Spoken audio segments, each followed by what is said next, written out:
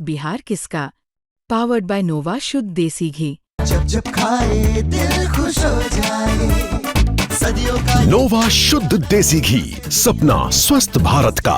I love घी घी घी घी घी। तो सबसे पहले बिहार की जनता को बहुत बहुत धन्यवाद, उनको बधाई हो। उन्होंने बढ़ चढ़कर इस 2025 के विधानसभा चुनाव में अपनी हिस्सेदारी दिखाई, जो लोकतंत्र के लिए बहुत ही अच्छा है।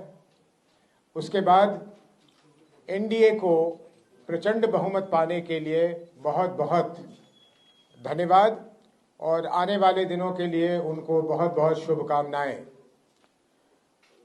हमें और भी खुशी होती कि अगर ये एनडीए की प्रचंड बहुमत उनके सरकार द्वारा किए गए काम के आधार पर मिलता, लेकिन जैसा कि ये जग जाहिर है और जनसुराज का मानना है, ये मतदान जो हुआ है और ये जो उन्हें बढ़त प्राप्त हुई है, ये जो प्रचंड बहुमत उन्हें मिला है, ये खरीदा गया हुआ प्रचंड बहुमत है।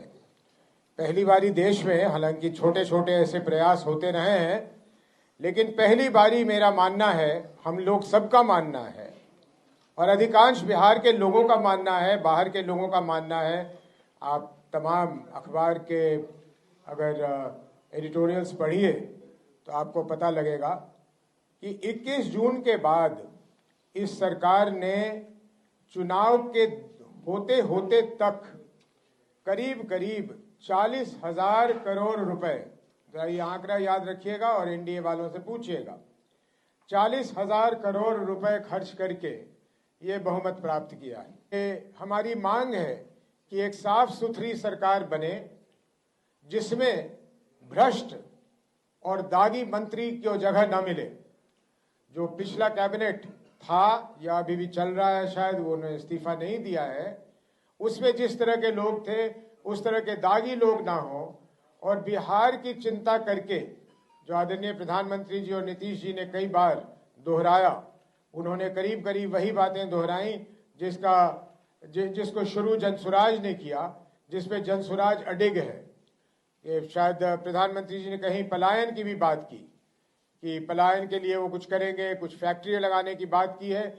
इन सारी चीज़ों को उन्हें तत्परता से करनी चाहिए।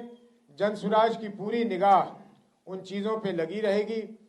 जहाँ तक जनसुराज का सवाल है, जिस संकल्प के साथ, जिस दृढ़ता के साथ हम शुरू हुए थे 1 साल 1 महीने पहले एक पार्टी के रूप में, वो दृढ़ता, वो संकल्प बिहार के लोगों को उसी तरह दिखेगा, बिना किसी परिवर्तन के।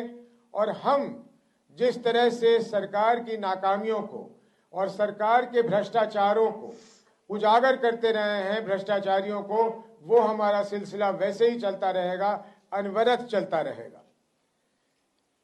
यूपीए को या महागठबंधन को बहुत ज्यादा सफलता नहीं मिली है। पहले भी जब उनके पास इससे अधिक संख्या में लोग थे तो एक विपक्ष की भूमिका वो नहीं निभा रहे थे।